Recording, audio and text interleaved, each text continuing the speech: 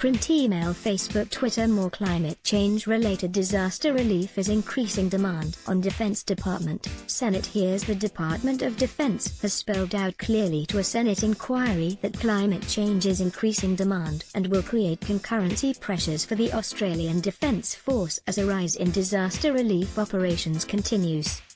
The ADF is built around the most demanding and most complex of its roles, the warfighting role, the Defense Department told a Senate inquiry into climate change and security last month. Due to the nature of its capabilities, it is able to make a contribution to humanitarian assistance and disaster relief, HADR, though the force is not structured around this task. At the moment, while Australia has no large-scale war commitments, Defence says it can handle the workload. However, the forecast level of commitment may create concurrency pressures for Defence from as early as the middle of the next decade, or earlier if climate change-related impacts on security threats accelerate. Defence said climate change could magnify regional instabilities, causing security problems for Australia. Climate change can act as a threat multiplier. Climate change may also eventually contribute to greater irregular migration pressure in vulnerable countries to Australia's north, potentially becoming a substantial security threat for Australia. The Senate report concluded that the consensus from the evidence is that climate change is exacerbating threats and risks to Australia's national security. These include sea level rise, bushfires, droughts, extreme rainfall events, and higher intensity cyclones. Currently serving senior defence figures in Australia rarely speak publicly about climate security. To do that would necessarily mean putting your head above the parapet, so to speak, said Associate Professor Matt MacDonald from the University of Queensland. That's where I think there is a concern, that you don't want to be engaging in what is a toxic politics around climate change in Australia. Admiral, Home Affairs see climate change as common threat. Contributing to the inquiry was the former head of the Australian Defence Force, Admiral Chris Barry. When he was the Defence Chief, it was his job to perceive future threats to Australia. Now retired, the Admiral worries that climate change could cause huge security issues for the nation, and no longer bound by office he is free to speak his mind. Admiral Barry has posed the scenario of what would happen if a Cape Town-style water crisis hit right across Asia, driven by receding glaciers in the Himalayan mountains. I'm talking China, around the Mekong River, into Burma, Bangladesh, India, Pakistan. What will billions of people be doing about that problem? He said. Well, one of the scenarios of course is, I think, they'll be looking for a new home. The former Department of Immigration and Border Protection, now called Home Affairs, has also followed the logic of threat multiplication in its Senate inquiry submission.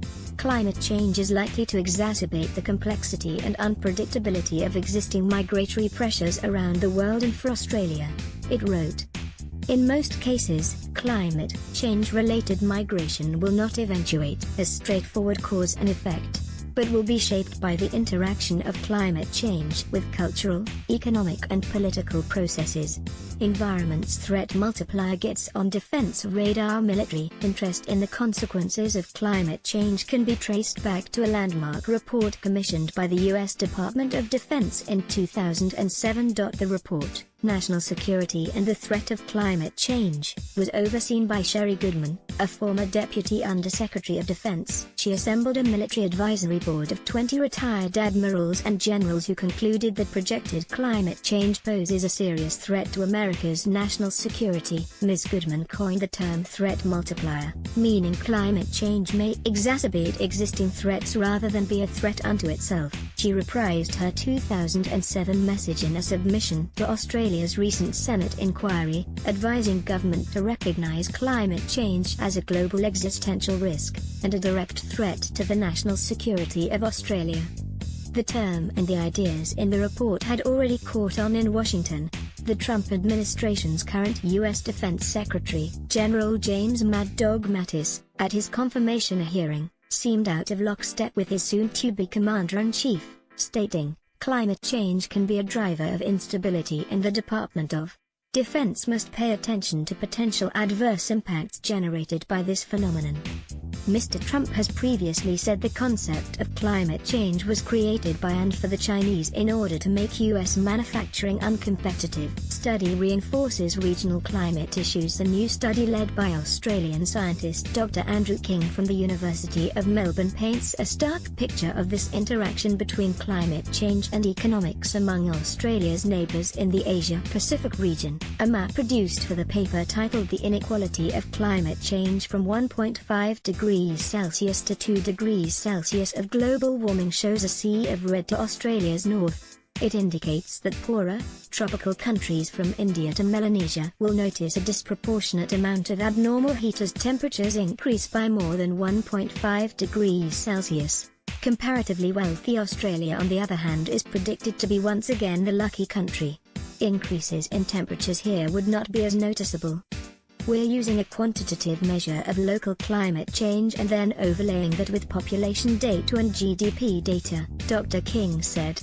What we're really showing, and this does complement what studies have shown before, that it's the poorest who will be worst affected by climate change.